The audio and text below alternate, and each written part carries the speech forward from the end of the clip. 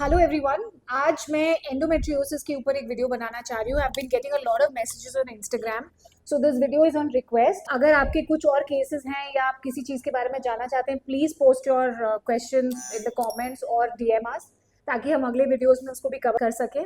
सो ये क्योंकि कुछ लोगों ने मुझसे एंडोमेट्रियोसिस के बारे में पूछा है इन डीएम एंड इन कमेंट्स, मैं ये वीडियो बना रही हूँ। एंडोमेट्रियोसिस क्या होता है, आपने इसके बारे में बहुत कॉमनली सुना होगा। मैं थोड़े से सिंपल शब्दों में आपको थोड़ा सा एंडोमेट्रियोसिस के बारे में बताना चाहूंगी। बेसिकली ये बच्चेदानी होती है और ये दोनों तरफ ओवरीज और ट्यूब्स होते हैं। बच्चेदानी के अंदर की जो लाइनिंग होती है उसको एंडोमेट्रियम कहा जाता है, और ये हर महीने हॉर्मोन्स के साथ शेड होते हैं जो कि पीरियड्स के फॉर्म में आते हैं। Because this tissue is responsive to the hormones that we produced every month. ये हॉर्मोन्स के द्वारा रेगुलेट होते हैं, और जब प्रेगनेंसी हो या इम्प्लांटेशन नहीं होता है, then they shed in the form of menstrual blood. जब ये टिश्यू एंडोमेट्रियम के अलावा, यानी कि यूट्रस के इस भाग के अलावा पेल्विस के बाकी भागों में जाकर जमा हो जाता है, तब हम इसे एंडोमेट्रियोसिस कहते हैं।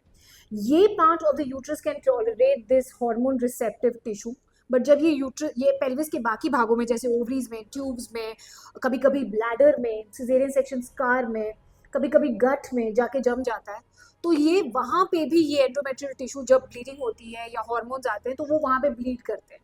क्योंकि यूट्रस से ये बाहर आ जाता है तो यूट्रस को ज़्यादा फर्क नहीं पड़ता, बट बिकॉज बाकी ऑर्गन्स में से कोई एग्जिट नहीं है, वहाँ पे वो ब्लीड होते रहते हैं हर महीने, और वो इन्फ्लेमेशन कॉज करते हैं and they and up damaging that organ.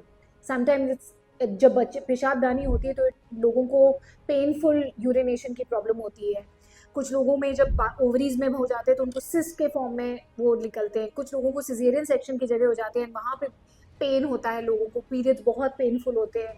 These patients are not being able to get up, and because ये इन्फ्लेमेशन होता रहता है हर महीने, ये जैसे ही पीरियड्स आएंगे ये फिर से एक्टिव हो जाएंगे। ये आपके अंडेदानी को एक तरह से खाते जाते हैं और आपके ओवरीज को और डैमेज कर देते हैं। I always tell my patients, endometriosis is a progressive disease, इसका कोई परमानेंट क्योर नहीं है। जो टिश्यू अक्यूमुलेट हो चुका है उसको हम रिवर्स नहीं कर सकते हैं।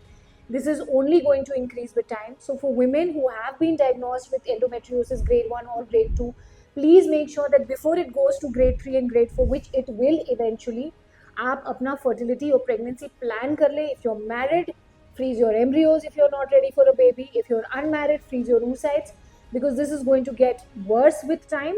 इसको हम कंट्रोल नहीं कर सकते। इसका एक ही क्योर होता है, जो कि होता है मेडिकल मेनोपॉज, जो हम पिल्स या हॉर्मोन्स देके कर सकते हैं। जब तक आपके पीरियड्स रुके रहेंगे, इसका साइड इफेक्ट्स या पेन रुका रहेगा, and the minute you start having periods again it will come back. So ये बहुत ज़रूरी है, इसकी अवेयरनेस। अगर आपको लैप्रोस्कोपी और सिस्टेक्टमी बोला जाए, प्लीज़ उसको ना कराएं before you consult your fertility specialist, because आप ये करा के अपने फर्टिलिटी आउटकम को और कॉम्प्रोमाइज़ करेंगे।